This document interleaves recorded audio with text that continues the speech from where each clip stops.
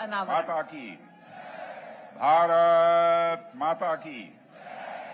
आप सभी हमारे प्रधानमंत्री श्री नरेंद्र मोदी जी को अच्छी तरह जानते हैं, उनकी कार्यशैली से भी अच्छी तरह परिचित हैं, उनकी दृढ़ता से भी अच्छी तरह परिचित हैं। जोखिम उठाने का भाव किस तरीके से उन्होंने सीखा है अपने जिंदगी में, उससे भी आप अच्छी तरह समझते हैं। मैं आपको आश्वस्त करना चाहता हूं कि प्रधानमंत्री मोदी जी के नेतृत्व में जैसा आप चाहते हैं वैसा होकर रहे हैं। भारत की शक्ति केवल उसकी सैन्य शक्ति में नहीं, बल्कि उसकी संस्कृति और अध्यात्म में भी है। फिर से मैं दोहराना चाहता हूं, ध्यान से सुन लीजिए। भारत की शक्ति केवल उसकी सैन्य शक्ति में ही नहीं, बल्कि उसकी संस्कृति और अध्यात्म में भी है। भारत वह भूमि है जहां पर वीर अर्जुन जैसे योद्धा हुए तो भगवान बुद्ध जैसे महायोगी भी हुए। भारत तो वह भूमि है जहां तलवार भी तपस्या से पवित्र होती है। भारत वह भूमि है जहां तलवार भी तपस्या से पवित्र होती है। भारत के इतिहास में ऐसी कथाएं बराबर आप लोगों ने सुनी होंगी, जहां ऋषियों ने अपने तप से, अपने ज्ञान से हमारे योद्धाओं को प्रेरणा दी है, उनका आत्मबल बढ़ाया है, उन्हें निर्भीक बनाया है, देश के लिए कुछ कर गुजरने का उनके अंदर एक भाव, एक जज्बा पैदा किया है। देवियों सज्जनों, भारतीय संस्कृत के इतिहास में अनेक ऐसे ऋषि और महर्षि हुए हैं जिन्होंने धर्म, संस्कृति और सत्य की रक्षा के लिए अपना सर्वस्व अर्पित कर दिया, यहां तक कि अपने प्राणों की आहूत तक दे डाली। आप सबने अनेक कथाएं सुनी होंगी। महर्षि दधीच का नाम सुना होगा। महर्षि दधीच ने इंद्र आदि देवताओं की रक्षा के लिए अपने अस्थियों का दहन कर दिया था।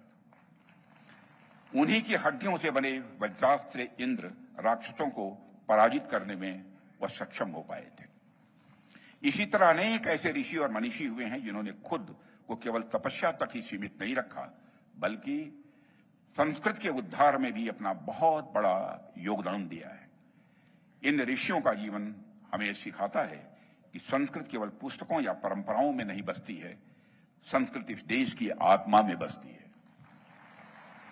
और जब तक हमारी संस्कृत में यह तत्व जीवित है मेरे देवियों सज्जनों, तब तक भारत अमर रहेगा। दुनिया की कोई ताकत भारत को मिटा नहीं सकती।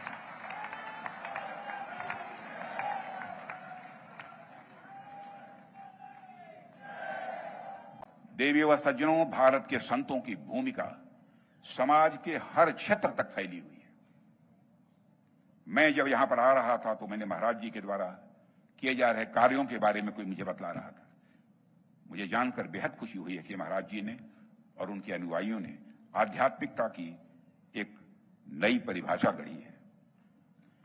बड़े मन से यानी आध्यात्मिक भाव से अपने समाज के वंचित लोगों के उत्थान के लिए भी लगातार प्रयास किया है और आगे और बढ़ चढ़कर प्रयास करने जा रहे हैं। समाज के एक बड़े तबके तक शिक्षा और स्वास्थ्य सुविधाएं पहुंचाने की दिशा में आप जो महत्वपूर्ण कार्य कर रहे हैं और करने जा रहे हैं, उसकी जितनी भी सराहना की जाए वह कम है। देवियों सज्जनों, इस देश के संतों ने हमेशा ऐसी ही भूमिका निभाई है। इतिहास साक्षी है कि भारत के संतों ने केवल आध्यात्मिक उपदेश ही नहीं दिए हैं, बल्कि समाज सुधार, शिक्षा और राष्ट्रीय एकता की दिशा में भी बहुत ही अग्रणी भूमिका निभाई है। आप देखिए कि कैसे गुरु नानक देव ने लंगर की परंपरा शुरू की, कैसे गुरु नानक देव ने लंगर की परंपरा शुरू की और आज भी समानता और सेवा का संदेश यह देती है। कैसे संत कबीरदास जी ने जाति पात के भेदभाव को चुनौती दी और विश्व को मानवता का संदेश दिया। कैसे स्वामी विवेकानंद जी ने भारत के आध्यात्मिक ज्ञान को विश्व पटल पर स्थापित किया और युवाओं को कर्मयोग का मंत्र दिया। कैसे महात्मा गांधी ने अहिंसा और सत्याग्रह के माध्यम से स्वतंत्रता संग्राम का उन्होंने नेतृत्व किया।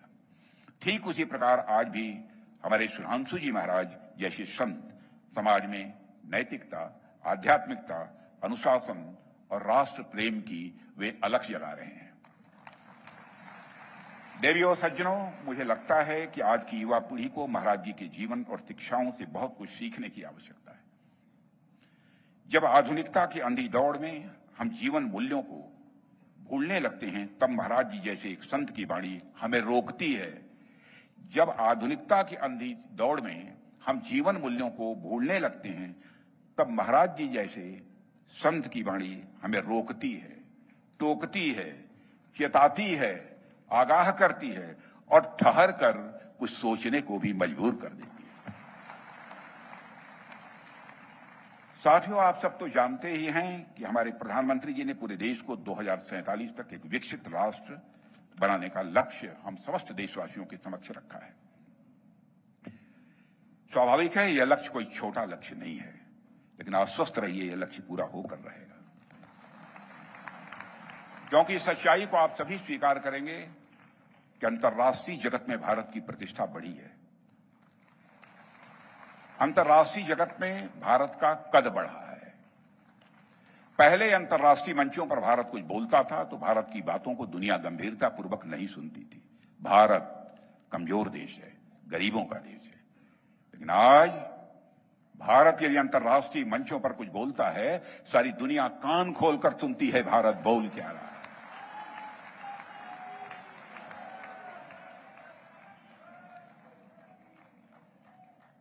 जो भारत दुनिया की नजरों में गरीब हुआ करता था,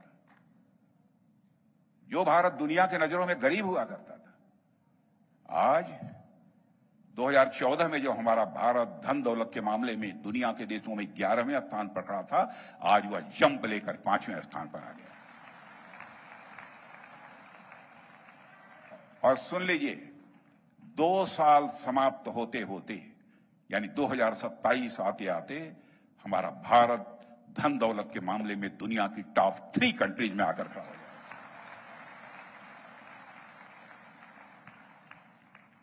और आगे बड़े लक्ष्य को प्राप्त करने के लिए, भारत को विकसित भारत बनाने के लिए हमें हर तरह से मजबूत होना पड़ेगा। केवल आर्थिक दृष्टि से नहीं, सामाजिक, राजनीतिक और तकनीकी दृष्टि से भी हमें मजबूत होना होगा। हमें आर्थिक रूप से प्रगति करनी होगी, लेकिन साथ ही हम भारतवासियों को यह भी ध्यान रखना होगा कि सही मायने में हम एक विकसित राष्ट्र तभी होंगे जब हम आर्थिक के साथ साथ आध्यात्मिक और सांस्कृतिक रूप से भी हम सशक्त होंगे।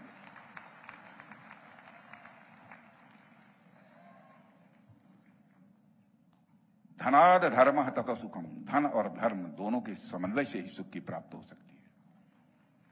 हमारे यहां तो कहा गया है धनाद धर्म तथा सुखम, अर्थात धन से धर्म और धर्म से सुख की प्राप्ति होती है। जहां धन और धर्म दोनों होता है वहीं सुख होता है। जहां केवल धन होता है वहां सुख की प्राप्ति नहीं हो सकती। सही मायनों में विकसित राष्ट्र वही होता है जहां आर्थिक के साथ साथ आध्यात्मिक दोनों विकास हो, जहां आध्यात्मिकता और आधुनिकता के बीच एक तालमेल हो। हमारा भारत किसी समय विश्व गुरु था तो वह इसलिए था क्योंकि हमारे पास अर्थ और अध्यात्म का एक अद्भुत समन्वय था। भारत एक समय सोने की चिड़िया कहा जाता था। ऐसी समृद्धि दुनिया में किसी देश के पास नहीं थी। आमतौर पर भौतिकता और अध्यात्म को एक दूसरे के विरोधी के रूप में कुछ लोग देखते हैं, लेकिन हम शायद दुनिया में एकमात्र ऐसे देश हैं जिसने भौतिकता और अध्यात्म के बीच संतुलन बनाकर रखा है।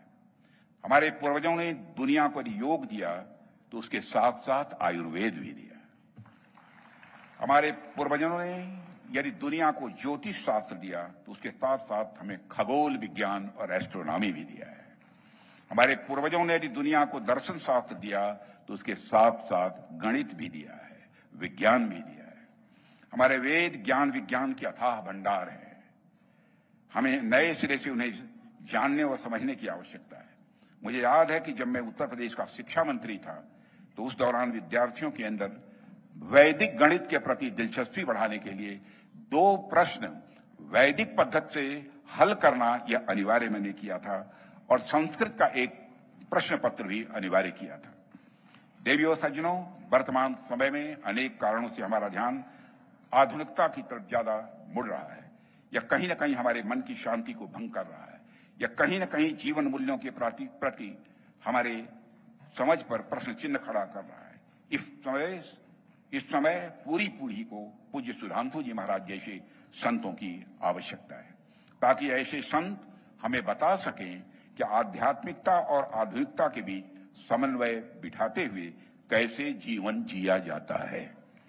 ऐसे संतों की हमें आवश्यकता है ताकि हमारे युवा पीढ़ी इस आधुनिक युग में global mind with Indian soul, global mind with Indian soul, वैश्विक मस्तिष्क होना चाहिए, आत्मा भारत की होनी चाहिए। Digital mind with Vedic soul हम बन सकें, यह प्रयत्न करने की आवश्यकता है। और ऐसे आप जैसे और जो भी हमारे मंच पर संत महात्मा बैठे हैं, उनके प्रयास से ही यह संभव हो पाएगा। मैं इस सत्संग यात्रा के स्वर्ण जयंती अवसर पर हृदय की गहराइयों से सुधांशु जी महाराज का हार्दिक अभिनंदन करता हूं और मुझे पूरा विश्वास है कि आपके विचार और भाव देशवासियों को सार्थक जीवन जीने की कला सिखाएंगे और भारतवासियों को जीवन को एक नई दिशा देंगे, ऐसा मेरा पूरा विश्वास है। और इन्हीं शब्दों के साथ पूज्य सुधांशु जी महाराज और मंच पर विराजित सभी हमारे पूज्य संतगण के चरणों में शीश झुकाकर प्रणाम करते हुए और आप सभी को नमन करते हुए अपना निवेदन समाप्त करते हैं। और ये बंधुगण एक राजनेता के नहीं, राज ऋषि के उद्गार थे, जो ऋषियों की इस सभा के अंदर अपने राष्ट्र